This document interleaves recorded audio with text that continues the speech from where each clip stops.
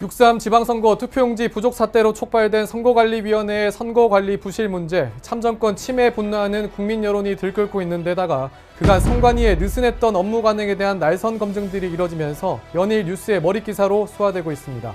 이 헌법상 독립기관인 선관위의 공고했던 지위 때문에 감시와 통제, 견제가 그간 이뤄지지 않았던 게 지금의 사태로 이어진 것 아니냐는 분석도 힘을 얻고 있습니다. 헌법이 보장한 선거관리위원회 독립성은 국민들에게 책임을 지라는 것이지 참정권을 침해하고도 면죄부를 받으라는 것은 결코 아닙니다. 이번에 SBS 취재팀이 확인한 건 선거관리위원회의 예산 운용 문제입니다.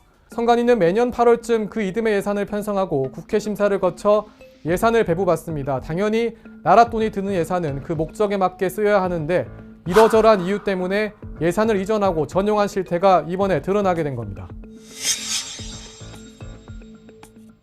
SBS가 국민의힘 김기현 의원실을 통해 입수한 건 중앙선거관리위원회의 최근 3년간 예산 이전용 현황입니다. 연도별로 조금 더 살펴보면 2023년엔 내건 36억 7천여만 원, 2024년엔 154건 241억여 원, 25년엔 97건 26억 3천여만 원입니다. 모두 합해선 255건 305억 원쯤 되는 돈입니다. 이 수치를 쭉 봐도 2024년에 예산을 옮겨 쓴 규모와 빈도가 훨씬 많죠.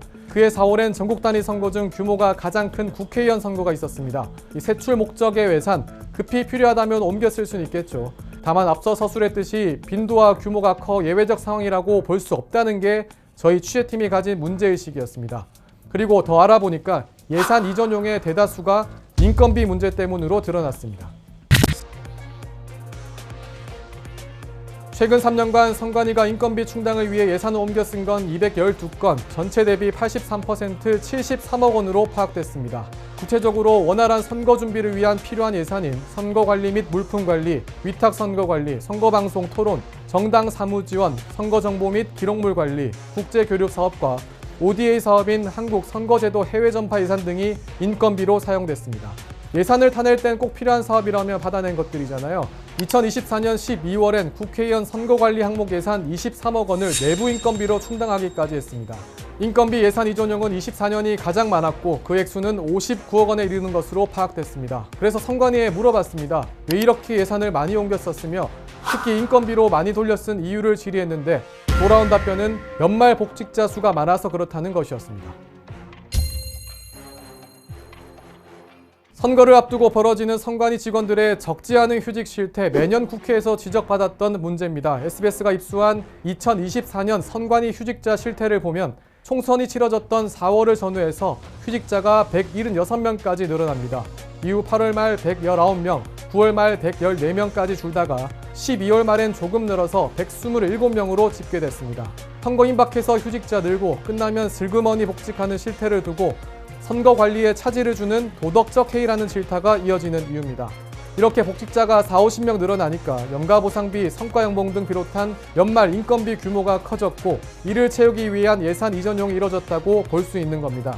예산은 국민의 혈세로 마련된 것이니만큼 국회가 심사한 목적에 부합하도록 사용해야 되는데도 통제받지 않는 선관위는 마치 호주머니 쌈짓돈처럼 자기 마음대로 운영했던 것입니다. 이에 대한 선관위 설명도 충분히 들어봤습니다. 24년과 25년에 공무원 보수 부족이 있었다고 인정했습니다. 다만 24년의 경우 특수성도 있다고 설명합니다. 총선 개표 때 수검표 과정이 들어갔다는 겁니다. 이에 따라 개표 사무원을 추가로 위촉하고 기계도 추가로 임차하는 바람에 기존에 편성해 놓은 인건비를 먼저 사용할 수밖에 없었다고 설명했습니다. 이후에 복직자 수가 늘어나다 보니까 다른 항목의 예산을 인건비로 전용했었다고 밝혔습니다. 또 인건비 예산 등을 너무 많이 책정하면 국회 심사 과정에서 통과가 안 될 가능성이 있는 사정도 고려했다고 덧붙였습니다. 선관위가 이렇게 예산을 여기저기 옮겨 쓰는 과정에서 관련 법 조항을 어긴 거 아니냐 이런 의혹도 제기됐습니다. 국가재정법을 한번 보면 예산 이전용을 하기 위해선 기획예산처의 승인을 받도록 돼 있기 때문입니다. 선관위가 기획예산처의 승인을 받은 건 219건, 153억 원, 그러니까 전체 305억여 원의 절반 규모였습니다. 나머지는 안 받고 자체 전용을 했다는 얘기죠. 여기에 대한 입장도 물었는데 선관위는 관련법 제46조 2항을 근거 삼아서 자체 이전용 내용은 기획예산처로부터 위임받은 예외 범위에 해당한다고 밝혔습니다. 선관위도 자체 이용권 위임 범위라는 제목의 6페이지짜리 내부 규정도 갖춰놓고 있었습니다. 해당 규정을 보면 인건비의 경우 자체 전용이 가능은 하지만 상용임금, 연가보상비, 기타직 보수의 경우 기획예산처와 협의가 필요한 것으로 돼 있습니다. 이 규정을 어기지 않았다는 설명입니다. 하지만 자체 이전용 액수가 150억여 원 규모에 달하는 만큼 법 위반이 아니더라도 예외 조항 적용을 선관위가 최소화했어야 하는 것 아니냐, 이런 지적도 피할 순 없어 보입니다. 일각에선 국민 혈세를 안일하게 이용했다며 꼼수란 비판이 제기된 만큼 선관위가 이 부분에 대해서도 업무 관행을 다시 점검해 볼 필요가 있습니다.